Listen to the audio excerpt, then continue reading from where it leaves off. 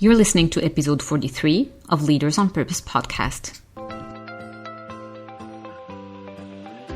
Hi there. Welcome to Leaders on Purpose podcast. This is your host, Manal Bernoussi.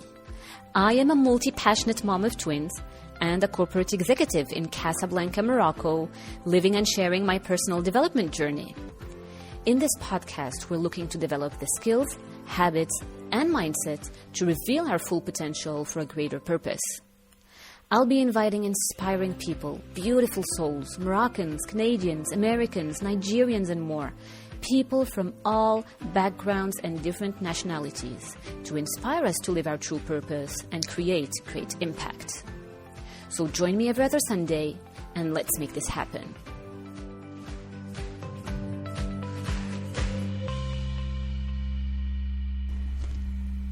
Hello everyone, this is Manal speaking. It feels good to be back behind this mic after a couple months away since my last episode. You all know how important it is for me to show up for you every other Sunday, how much I value these moments of connection, growth, and introspection, and how fully committed I am to them.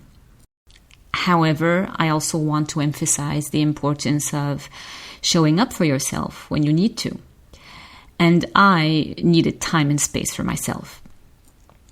For those of you who might not be aware, I lost my dad to cancer a couple weeks ago, and it took me some time these past weeks and months to be more present by his side and then to process this profound loss and spend some time with my family and support them too in their grieving process. I want to take a moment here to express my deepest gratitude to each and every one of you for the many, many messages that flooded my Instagram, LinkedIn, and WhatsApp following my dad's passing. Your unwavering support means the world to me. Thank you for the outpouring of love and kindness. Your presence, your messages, and your calls have truly been a blessing as we navigate this journey of grief. It is in moments like these that we are reminded of just how interconnected we truly are and how essential it is to lean on one another for strength and comfort. This is what our conversations and reflections in this space have always been about, exploring the depth of the human spirit and the essence of who we are as individuals. It is not just about what we do, but about who we are at our core. I believe these conversations have often been missing in our society, and I'm grateful for the opportunity to reflect on them with you. I wondered at first if it wasn't too early for me to record an episode about grief. And the truth is, during my long and soothing walks contemplating nature and processing my emotions, what came through each time is that grief is now a new companion that will walk beside me for a while. It is not going anywhere. It will sometimes be roaring. It will sometimes be silent. But it will always be there. Grief is a testament of the unconditional love, the special bond, and the depth of the connection I shared with my dad. It is indeed the price we pay for love. Love and grief are both interlinked. It is the contract of life, the one thing that we all experience as human beings. Sharing my journey of loss in its early stages and reflecting back on it in a few years' time is certainly going to be a therapy for me. My hope is that it will also help others in navigating their own journey of loss. It is a way for me to find meaning and purpose amidst my sadness, and it is also a way for me to honor my father's memory. Because life isn't only about happy moments and success. Embracing, normalizing, and owning the hardships is also part of growth. No one is immune to life's hardships. That is exactly what unites us all, our shared humanity. So my father was first admitted to the hospital for a procedure to insert a stent in his digestive system.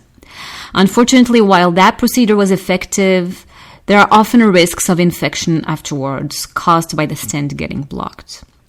1 week after the procedure, he had the first infection, which was successfully treated at the hospital with antibiotics. We saw significant improvement in his overall condition.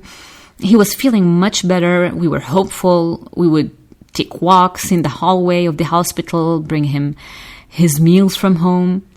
Because Dad was a fine gourmet, I can tell you that. And he knew exactly what he wanted for his meals.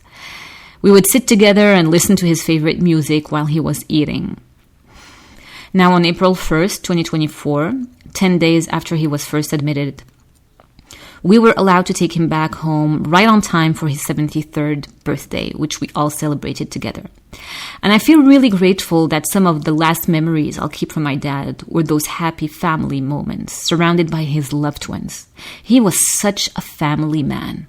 He loved his family so dearly, and we all loved him back so much. Unfortunately, 1 week after that, the temperature spiked again, and we had to take him back to the hospital. I remember sitting in the doctor's office with my dad, my mom, my brother, and my husband. We spent almost an hour discussing his treatment options. The doctor explained to us that surgery was his best option because these infections could keep happening again and again. And that is not something we wanted for him. He took the time to answer all our questions and explained everything to us. His medical team was really the best, and I want to express here my deep appreciation to them and let them know that we know that they did their best. But when the divine decides time to go, it is time to go. My father was at peace with the decision to undertake the surgery, which is very important because that is ultimately his decision to make. He wanted to get it done as soon as possible. He was brave, positive, and courageous at all times.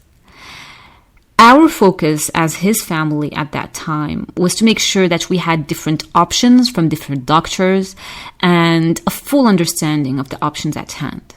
And I'm so grateful to all the wonderful people and family members who supported us during those nerve-wracking times. Ultimately, we all were at peace with the decision as well. Now, fast forward 2 weeks after that, a second infection appeared, which they tried to control with a new set of antibiotics. His surgery was then planned. There was no more doubt about that. We went to see him every day at the hospital, taking turns with my mom, my brother, and some of the closest family members who would visit him. But as the date approached, my dad preferred to focus on himself and limit the interactions. He did not want to be overwhelmed with emotions the day before his surgery. I remember the last time I hugged him goodbye, his last words to me were, "May God bless you." He said, "Lardeli kabinti." And I responded, "I love you so much." And I'm so grateful I got to express and reaffirm that to him. Because I believe not expressing our feelings to our loved ones is often a source of regret. But there is no easy way to let go of our loved ones. Thursday, April 18th, his surgery went well, which was a true miracle of its own. After a full day of emotional roller coasters and having no news from 8:30 in the morning to around 6 p.m., we knew he made it through surgery despite his heart condition. And we finally got the news that he was admitted to intensive care to keep a close eye on him. So much relief knowing that everything went well. Yet we had been told that the first night was critical. It all depended on how his body would react. The next morning, we were surprised to receive a call from him directly. Oh my God, the moment I heard that, my heart was about to jump out of my body. What a surprise. What an emotional roller coaster. He wanted his clothes and shoes back to walk in the hallway. He said everything went well, asked us not to worry, and was eager to get out of intensive care. Now, the doctors, however, had to keep him under close observation throughout the weekend, which is understandable given the complexity of the surgery. Monday and Tuesday that followed that weekend, I had 2 important commitments at work that were planned weeks ago, and after that I had planned for a couple of weeks off of work. Both mornings, we had received positive news from his doctors, which allowed me to carry out and focus on my job with a sense of relief. Wednesday morning, April 24th, I had just dropped the kids at school and went for my morning walk when I received the call from Mom. She did not say anything to me right away, but I immediately knew. Dad was gone. The body that carried his soul was too tired to keep on fighting. His soul was now free. Pain is attached to the body, but the soul is light and free. I knew Dad had waited for me to be off stage. He was my number one supporter in each of my endeavors, offering unconditional trust and support that I carried in my heart and bones from a very young age.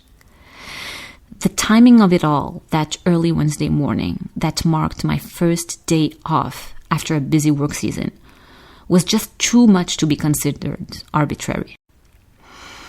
At that moment, strangely, while I was on the call with Mom, I felt a deep sense of calm, acceptance, and peace. You know, like that deep silence that surrounds you when you're diving into the waters. I finished the conversation with Mom, wanted to reassure her that I was okay, because being the wonderful mom that she is, she was worried about her children. I told her I was coming right away. I called my cousin who lives nearby to ask him to join her as I was an hour away. And then I headed back home. The whole time I was driving, I was speaking to Dad in my mind. I was telling him, if you cannot come back, Dad, it is okay to leave. I want you to be at peace. I do not want you to worry about us. May your soul be blessed. May you just be at peace. I wanted him to be free of worry, free of pain, free of anything that would hold him back from eternal peace. It is not until I delivered the news to my husband that I let all the tears flow. And I mean, I let them completely flow. And that is okay too. It is amazing how the body responds to trauma. A really good cry can be incredibly healing. It helped me let go of all the build-up emotions and immediately brought me a sense of release, even if it were for a short while. It makes a huge difference. And then I just had a moment and thought to myself, okay, now I have to decide who I want to be. I looked at myself in the mirror, washed off my face, and thought, who do you want to be in this time, Manal? In this trial? Here's a trial. You're being tested. Who do you want to be?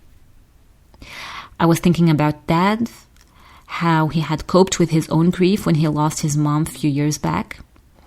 I thought about how gracious and courageous he was the whole time, even when he was tested through illness.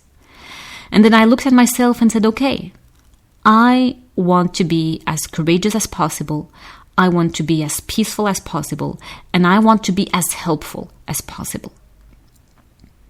And then I went ahead and called my sister-in-law. I knew my brother was abroad for work. I wanted to make sure he was safe. I wanted to ensure they were both okay. And when I see how he managed the whole situation with courage, grit, and grace, I knew without a doubt that it was because of the role models we had in our lives. The courage of my dad, who told us he was at peace no matter the outcome. The example of my grandmother, who passed away a couple years before and was such an inspiration in terms of grace and acceptance and what is. And today, the example of my mother, who continues to inspire me with her resilience and unwavering faith in the face of adversity. These were all examples that came to my mind and helped me decide the person I wanted to be.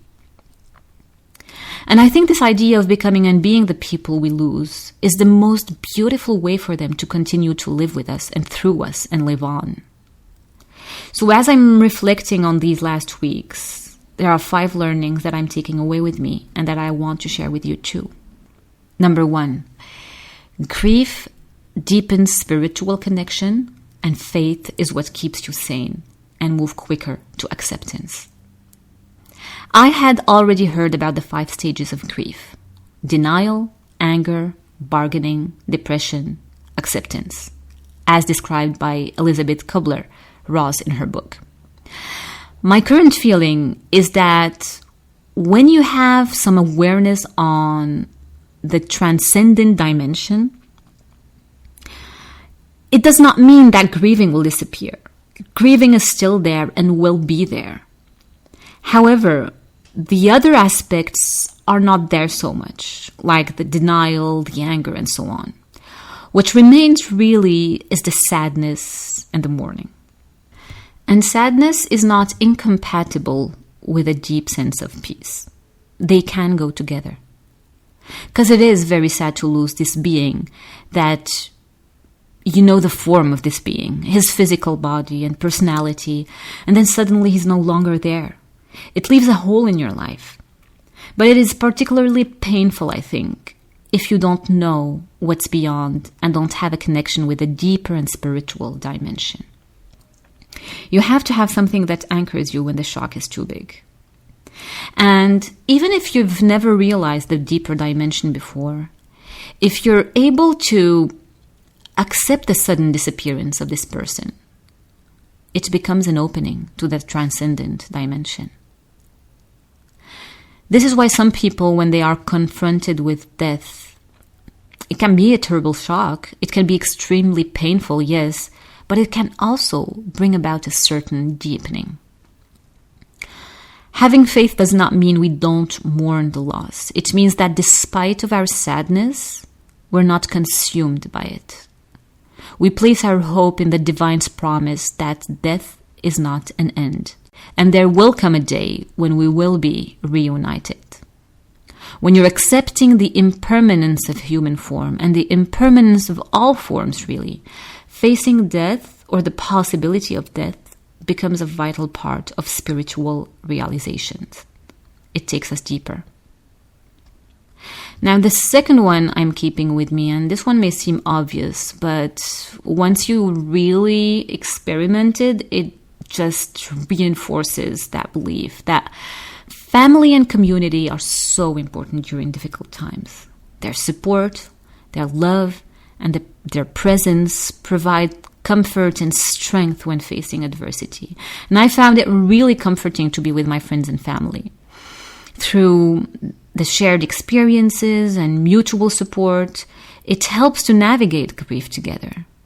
And we have this deep-rooted tradition here in Morocco where family and friends would gather as soon as they get the news of the passing, and they would come to your place and support you at least for the first 3 days, and then each Friday until the 40th day. And this is a way to honor the departed, to share memories, and provide emotional support to those grieving. And I think it's a really beautiful way to show support in the community. Now, the alone time is really important, and I needed my alone time so bad. It is crucial to process the loss and avoid being in denial, or just, constantly distracting yourself to avoid confronting the grief. Number 3 I wanted to share with you is don't wait for tragic circumstances to gather with your loved ones. Plan reunions, trips, and quality times together while you can. I have reconnected with childhood friends, cousins that I hadn't seen for a very long while just because everyone is so busy and caught up with life. And it's challenging when you're busy and you have kids and you have all these responsibilities, but making time for these connections is so important. We all agreed and we all felt that it is really unfortunate that the only time we would gather all together and make time to see each other is from one funeral to the other, basically. So prioritizing connection and togetherness are true gifts to the soul, and they will sustain you through challenging times. Number 4, listen to your body and be gentle with yourself. During the first weeks, I was unable to respond to everyone. I was unable to sustain conversations or talk about my emotions. I really needed to process alone, and that's okay. And we all have different coping mechanisms. While I find love and belonging in my community, and I value that so deeply. I also need my alone time to tend to my wounds and to begin to heal. Make sure you do not isolate yourself, though. I think that is harmful. Your family and friends are there for you, so don't try to do it alone. Number 5 is honor the memory of your loved one by keeping their values and favorite traditions alive. Part of the healing process for me is listening to Dad's favorite music. Every time I feel that surge of emotion, I immediately express gratitude for everything that we shared. I send him prayers and play one of his favorite songs. Music is incredibly healing. It does bring tears to my eyes, but it also helps mend my heart. And so I'd listen to, he loved Andrea Bocelli, he loved opera music, he loved piano music. He just loved immersing himself in his favorite music.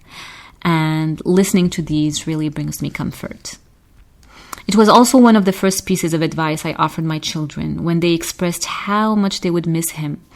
I told them, let's remember everything we loved doing together. Let's write down a list and make sure to keep those traditions alive. It has warmed my heart to see how much the simple things, the day-to-day routines made such a difference and left a lasting impression on them. And that in itself is a life lesson.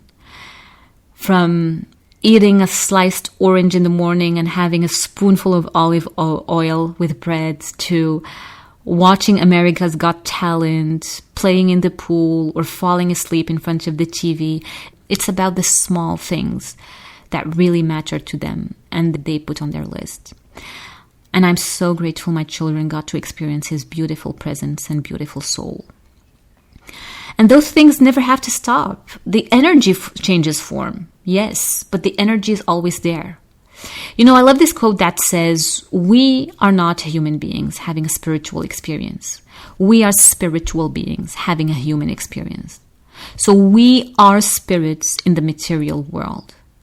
And for spirits in the material world, everything is everlasting and the soul never dies. We all know that if we believe that. I remember having this conversation with my dad during our time in the hospital. We often delved into deep conversations, which I'm so grateful for right now. We would talk about how symbolic it is for the snake to leave behind its old skin and start a new life with a new skin. Or how before we came to this world during the 9 months in our mother's womb, we were not aware that another life was awaiting us out there with oceans and mountains to explore. I recently came across something beautiful that resonated deeply with me, and it said, the best way to honor anyone you've loved, especially your parents, is to live a full and significant life. You owe them a life. That's the only debt you have to repay. Living a meaningful life is the ultimate tribute. And even from a spiritual perspective, it's the only pathway for them to seek forgiveness after they've passed, through your prayers and good deeds. It is time for me now to wrap up this episode. This is an ongoing chapter. When people ask me, how are you doing now? I say, thank God, and I'm in repair. I am grateful to God, and I'm in repair. I'm allowing my kids to heal me. I'm allowing my family to heal me, my friends to heal me, life circumstances to heal me. But I am in repair. We have to make it okay to say and own that I am in repair. I'm still going to show up. So much of my work ethic, the values that make me the woman that I am today, came from watching my dad show up. But I'm in repair. May we continue to cherish our loved ones and bless those who have departed before us. May we not allow our grief for the loss of a loved one prevent us from being grateful for having had that person in our life as long as we did. This is in loving memory of my dad, and here are a few notes from his favorite song.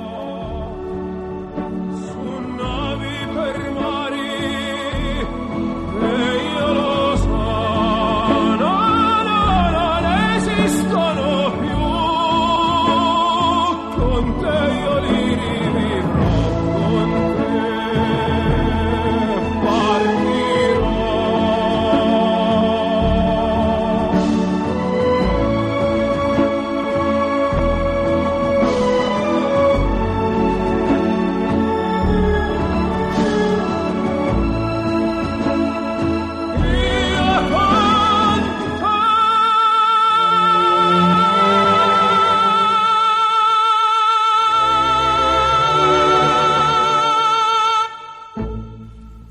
May God bless your soul, Dad. I love you.